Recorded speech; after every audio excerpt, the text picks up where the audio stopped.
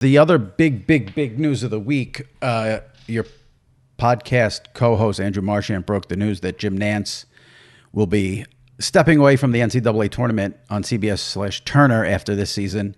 Ian Eagle gets the bump up, and then he takes over, which is great news because then Ian's reunited with Bill Raftery, in addition to Grant Hill. But Ian and Raftery go way. If you live in New York, they called Nets games on the local sports channels here 100 years ago, and they were just a phenomenal listen.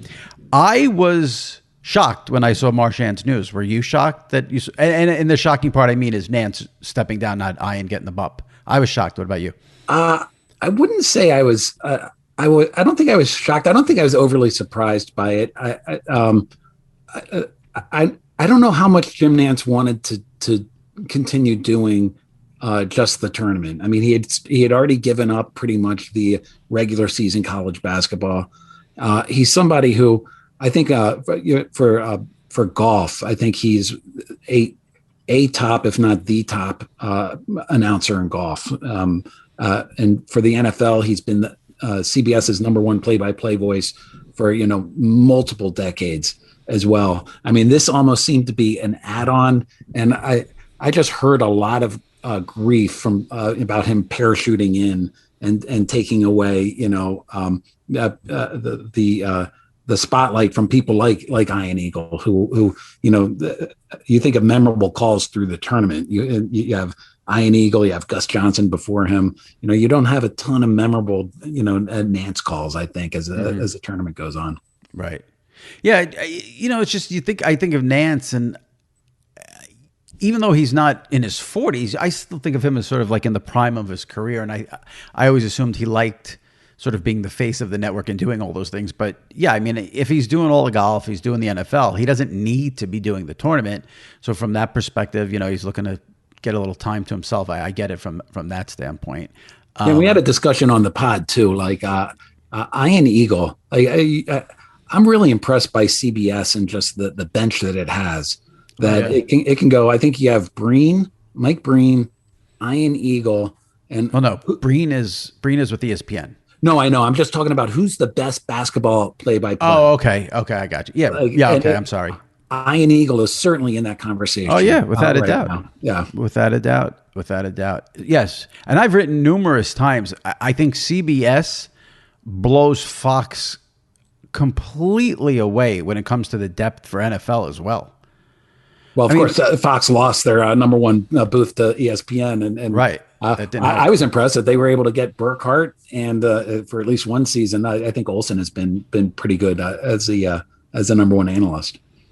Well, we'll see what happens next year with Mr. I wonder, do you think so this is a pod topic all the time. Yeah. 1 to 10. 10 means he's definitely going. Brady's definitely going to be in the Fox booth next year. What do you put it at?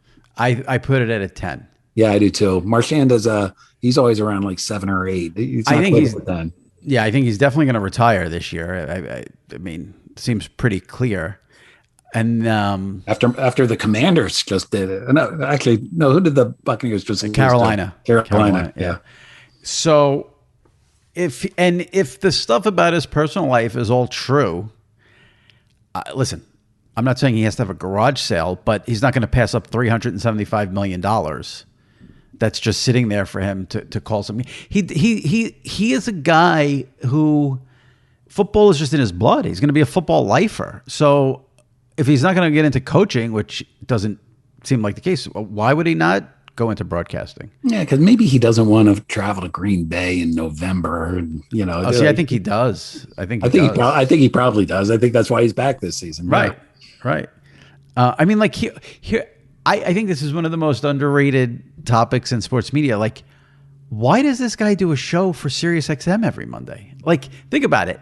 He's the greatest quarterback of all time. He's won 7 Super Bowls. He plays a game on Sundays, and he's got to do an hour show on Mondays. For what reason? He's not doing it for the money. Like, SiriusXM isn't paying him $10 million. Like, the guy, I think, just loves to talk about football.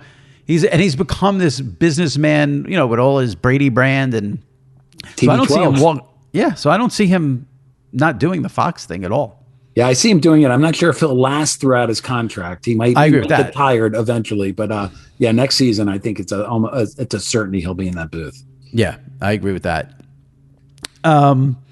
It is interesting too, because I think the Nantz thing, now it sort of opens the door. Like, how much longer is he going to call the NFL? Is this the start of maybe him? I think Nantz will do golf forever. I don't think CBS will be able to pry Jim away from doing golf. But, does he, how long now does he want to keep doing the NFL? I think is a valid question if he's given up the tournament. Ian Eagle taking over for him as the number one play-by-play. I've made a bunch of calls this week about the Nantz thing. I don't see him walking away from the NFL at all anytime soon. I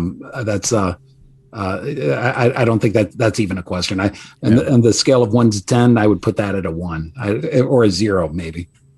All right, that's good to know.